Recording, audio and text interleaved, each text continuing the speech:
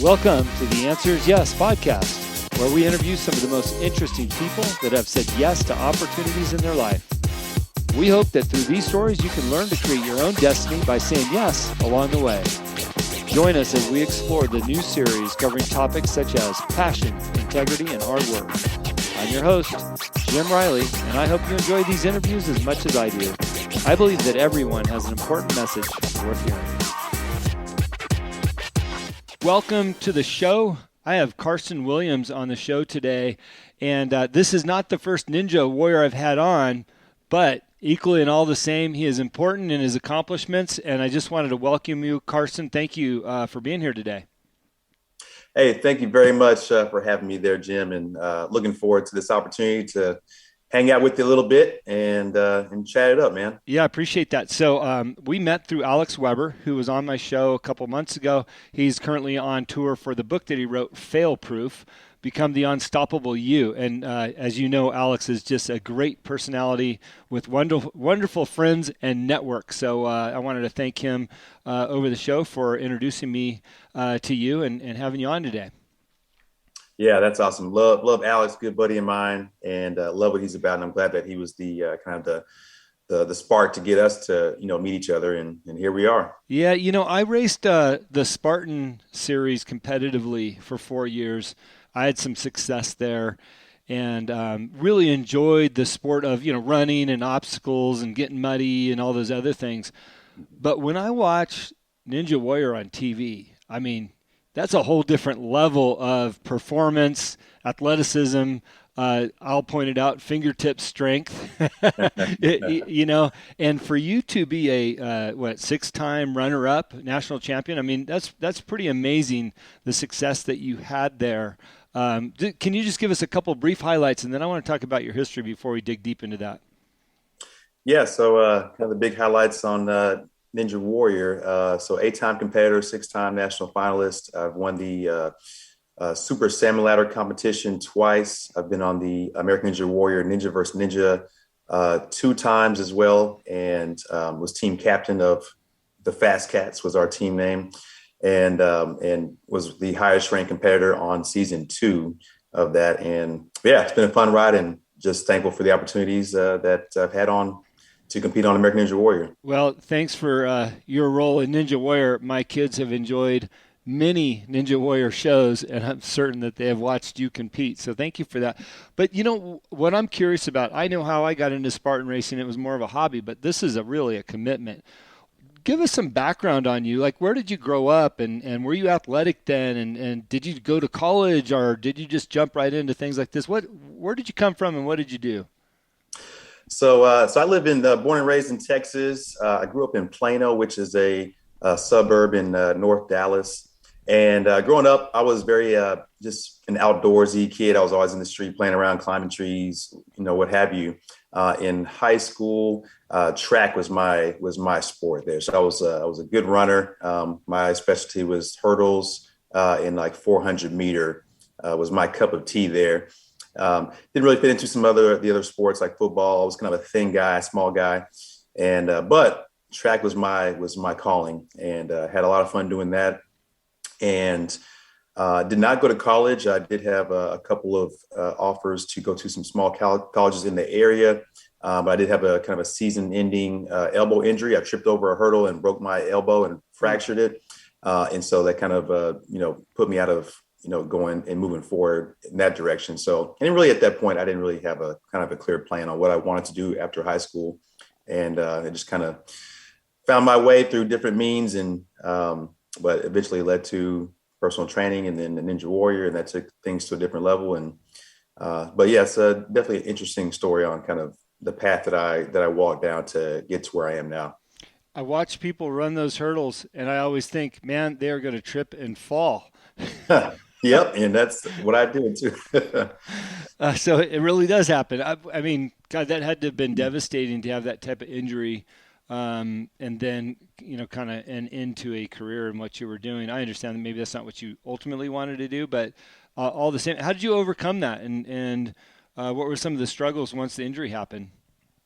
No, that was tough because track was like my kind of only thing that I felt that I was I won't say good at, but that was kind of my opportunity to move on and potentially go to college. And when it happened, it was right at the end of the season, and that was definitely tough because I couldn't compete at the regional level and anything of that sort. And whenever you're injured and you're limited, just from a mental standpoint, it's pretty tough. And as a teenager, definitely didn't have me in the right place mentally. But overall, I was able to just move forward and look at other things and just hang out with my friends was kind of things that I really enjoyed. And so really my mindset wasn't about the missed opportunity. It was just hey, there'll be something else that pops up. And really I was just looking to see what the next day had in store for me. And that's kind of how my method of operation was at that time. But I look back at those things now, and I feel like it prepared me for other things and got me on a different path that I'm really excited that I went down eventually. Yeah.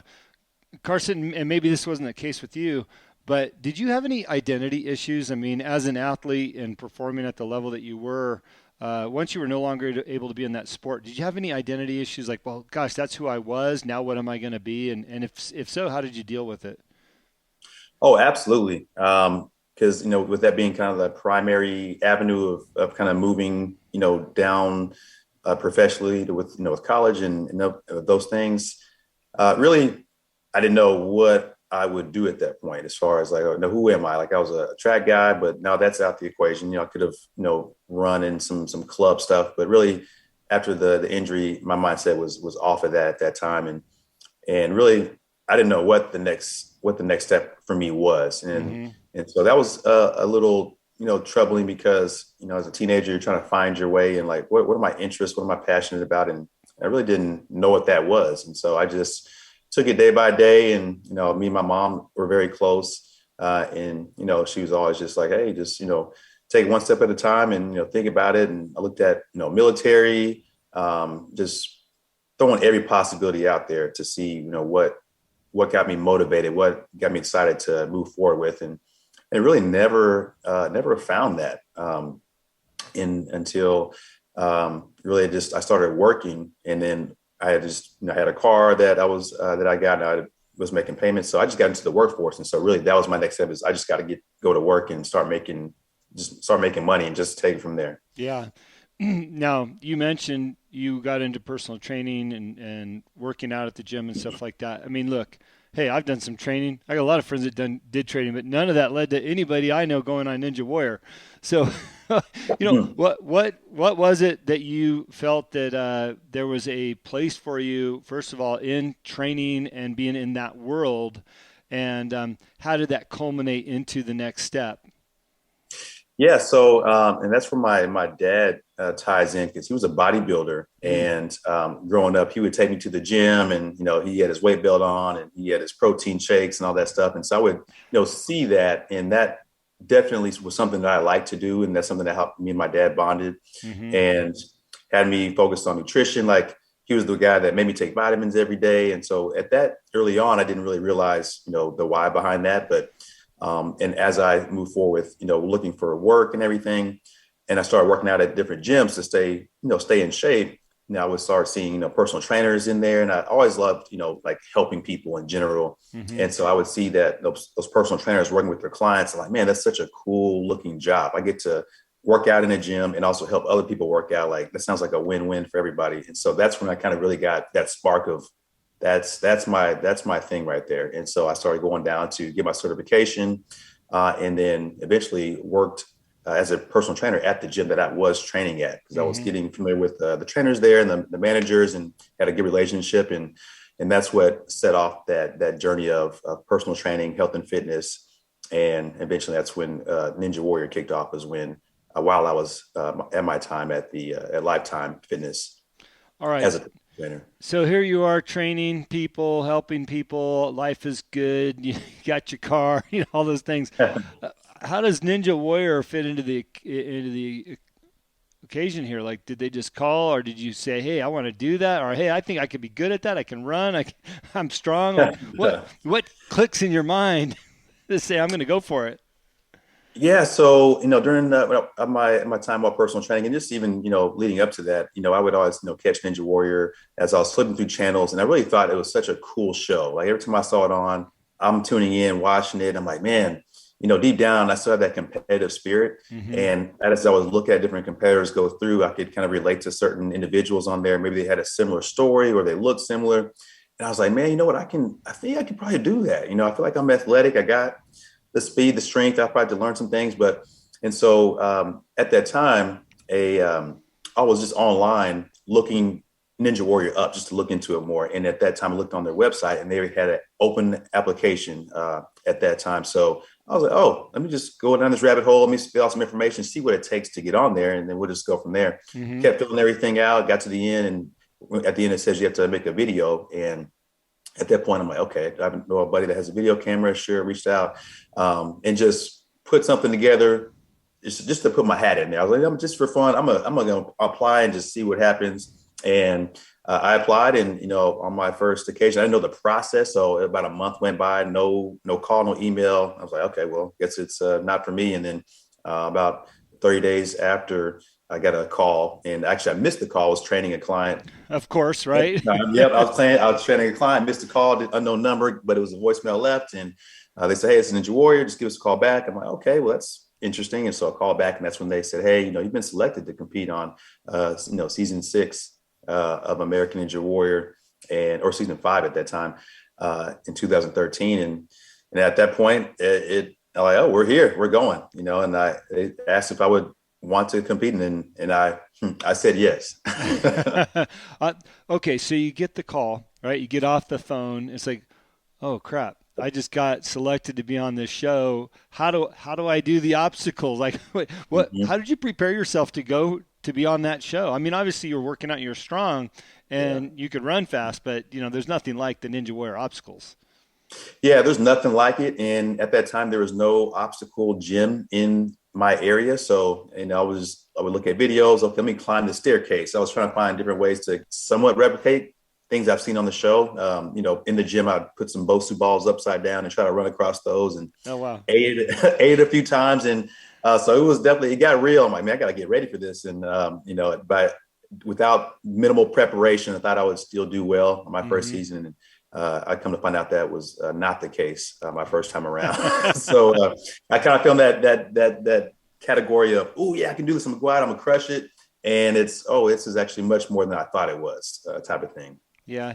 You know what's interesting about your story right now, worth reflecting on, is, here you are in an arena of training and the comfort of a gym, place I'm sure you called home, and you reached beyond your comfort zone and applied for Ninja Warrior, which, all of us aspire to do things, and we might even sign up or try to interview for a job.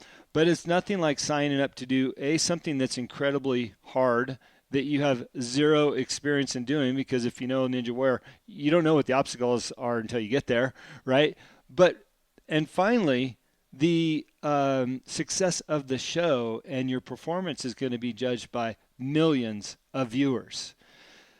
So, how did that transpire in your mind, and how did you prepare your mental side to go do Ninja Warrior? But that was very interesting, because really I didn't have any, intention on being selected. And once that actually it came true, and I realized like, hey, I'm going to be on this thing. And the first thing I'm thinking of is like, oh, there's going to be millions of people watching, and I don't want to go out there and fall on the first obstacle. Like, what is that going to look like? I got to make sure I have a good presence out there. I got to look like this, and this is my one shot. And so mentally, I did really try to focus on just going out there confident, and not having any expectation, but knowing that I was going to give my best, and, talk with other friends and everybody. Oh man, you got this. So I had a big support system that was behind me, and that really gave me the confidence to go out there and really just without too many nerves, which, you're going to have nerves either way, which I did have, but I did go out there with a feeling that, I got a big team behind me that wants the best for me. And, if I got that already, then I think I'm going to be all right. Talk to me about your team. Oftentimes we surround ourselves with people that we love and appreciate, but they're not always the people that are supportive of our ambitions and our big dreams. And certainly, you mentioned to some friends,